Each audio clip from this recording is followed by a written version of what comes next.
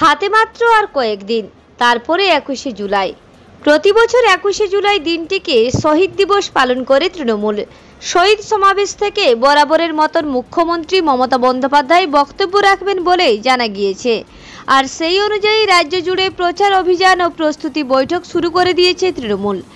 21শে জুলাইকে সামনে রেখে মঙ্গলবার বিকেলে পুরুলিয়ার বাঘমুন্ডি ব্লক তৃণমূল কংগ্রেসের উদ্যোগে অযোধ্যা মোড়ের একটি বেসরকারি লজে প্রস্তুতি সভা অনুষ্ঠিত হলো।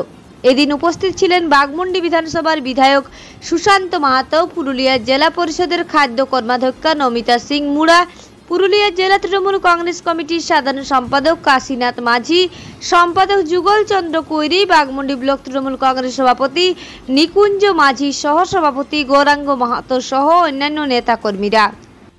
আজকে স্কুলের প্রস্তুতি বৈঠকে 21শে জুলাই প্রতি বছরের নাই, যেভাবে আমরা বাঘমুন্ডি ব্লক থেকে লোকজন যাই তারই একটা আলোচনা ছিল।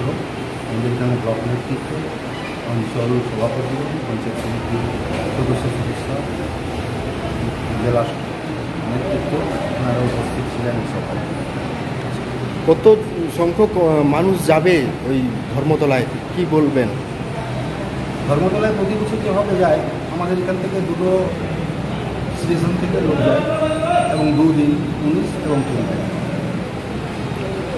সুইসাইড স্টেশন থেকে যায় 19 তারিখে এবং 20 তারিখে, এবং বরাবর নিয়ে আসছে আমাদের বরাবর স্টেশন থেকেও 19 এবং 20 তারিখ এখান থেকে যায়, এবং ওখানে থাকার খাওয়ার ব্যবস্থাও আছে। আর থাকার ব্যবস্থা। আপনার পরিচয়? বাঘমুন্ডি ব্লক সভাপতি।